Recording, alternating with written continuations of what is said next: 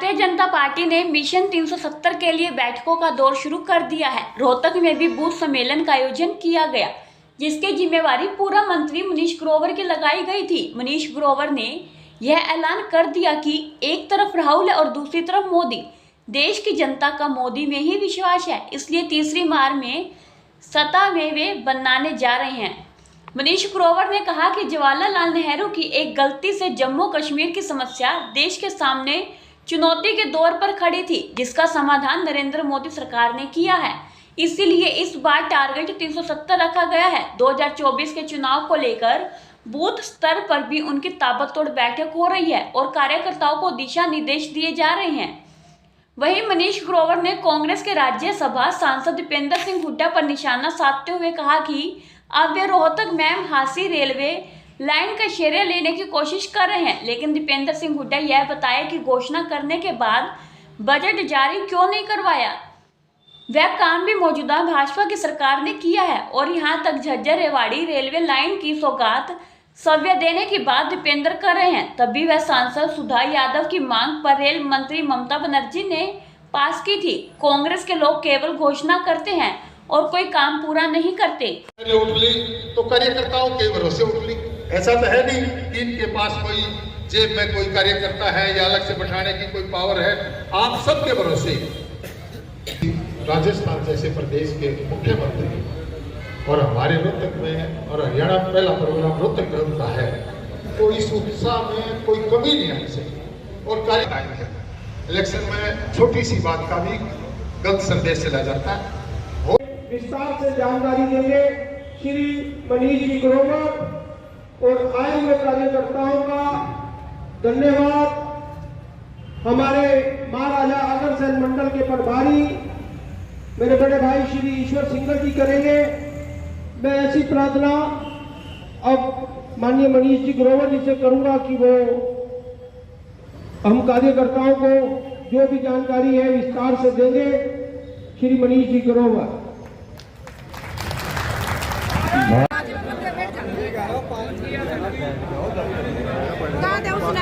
रुक जाए।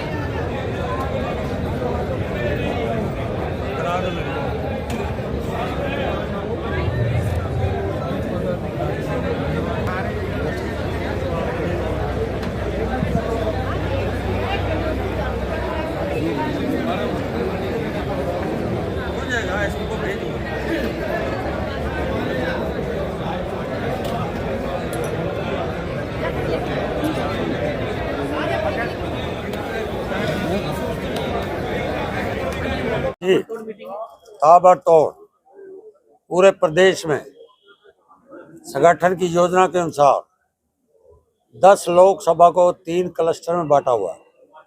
जो एक क्लस्टर का मेरे पास जिम्मेवारी संगठन ने दी है, गुरुग्राम, फरीदाबाद और भिवानी महेंद्रगढ़, और रोहतक, हिसार, सरसा पूर्व मंत्री Rao Narveer Singh, 4 Lok Sabha Ambala, Kurukshetra, Karnal, Sonipat Shri Krishna Pawar ex minister.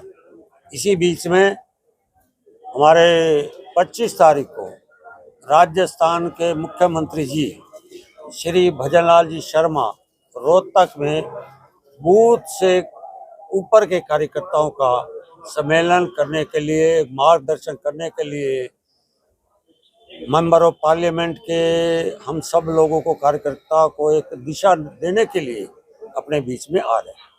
370 target 370 हमारे पार्टी के निर्माता, देश के प्रति चिंता रखने वाले पंडित जवाहरलाल नेहरू की एक गलती से एक देश में दो निशान, एक देश में दो प्रधान, एक देश में दो झंडे जब किए, तो डॉक्टर श्यामा प्रसाद मुखर्जी ने बिना पासपोर्ट से जम्मू कश्मीर में एंट्री की और उसके बाद उनकी शहादत हुई।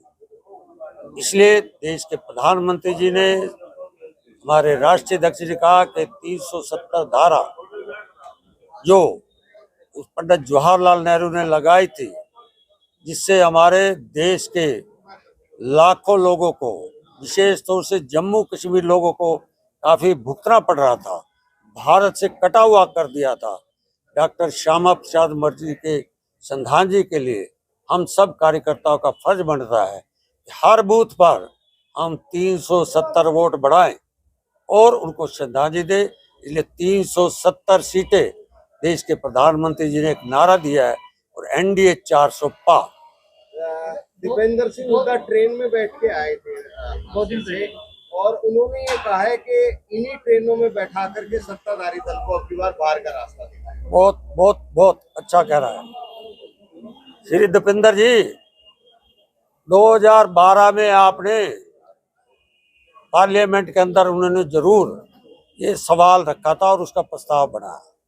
और 2012 के बाद बजट में Rohtak ma'am Hansi railway line budget में आई, इस बात पर कोई स्वीकार नहीं कर रहा। पर आगे क्या किया? ना तो आपने सेक्शन 4 लगाया, ना सेक्शन 6 लगाया, ना सेक्शन 8 लगाया। बजट के अंदर भी माननीय मुख्यमंत्री जी ने पैसा दिया है। आप जो वीडियो दिखा रहे हो केंद्र के नेता की, उसमें पैसा अलॉट नहीं हो गया, सेक्शन 4-6 नहीं हुआ। तथ्यों से सबूत से कह रहा हूँ, 2014 से लेकर 2019 का बजट देख लें, अगर हरियाणा का, उसमें बकायदा हरियाणा के माननीय मुख्यमंत्री जी ने बजट अलॉट किया है।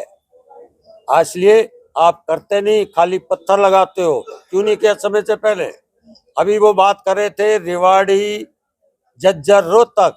मैं पूछना चाहता हूँ दीपेंद्र जी, अटल बिहारी वाजपेयी की सरकार थी, हमारी मेंबर ऑफ पार्लियामेंट सुधा यादव थी, उन्होंने प्रस्ताव किया था।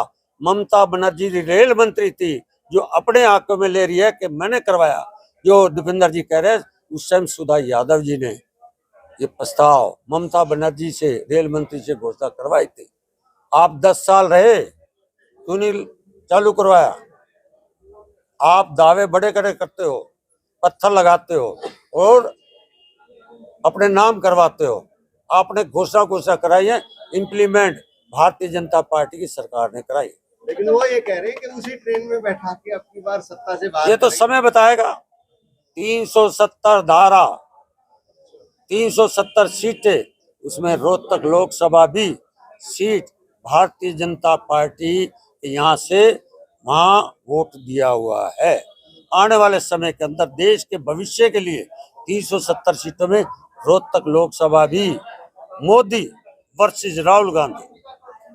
देश के मतदाता, प्रदेश के मतदाता, मेरे रोहतक का मतदाता बेवकूफ नहीं है, समझदार है, सियाना है कि देश का निर्माण कौन कर सकता है, देश को विकास कौन बढ़ा सकता है।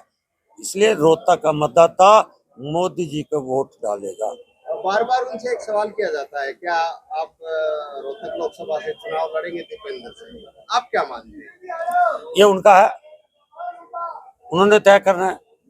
हम अपने कमल का फूल लड़ेगा, उससे ज्यादा मार्जिन से 1 लाख वोटों से मैं कह रहा हूं।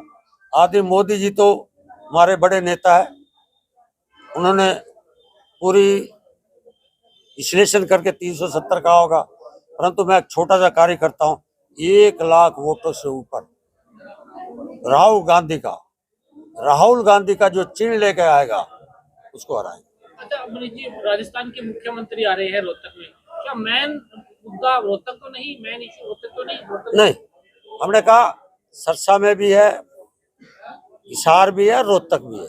ऐसे हर लोकसभा में हमारे 10 की 10 लोकसभा हमारे नेता जाएंगे, मुख्यमंत्री भी जाएंगे, केंद्रीय भी। मेरा सवाल है कि दीपेंद्र सिंह हुड्डा बार बार ये कहते हैं कि मुझे घेरने की तैयारी कर रही है। घेरना तो जनता ने घेर लिया, उसका आप देख लें। जिस तरह झज्जर के अंदर आंखों का आंसू लाना, गीता भुक्कल जी आंसू लाना, इसका भाव समझ गए हैं कि देश के प्रधानमंत्री जी ने गरीबों के लिए काम किया। हरियाणा के मुख्यमंत्री ने बिना पर्ची बिना खर्ची नौकरी दी है। उनको जमीन पता लग गया है कि रोहतक की जनता, रोहतक के लोकसभा के मतदाता राहुल को नहीं चुनेंगे, मोदी को ताकत देगी।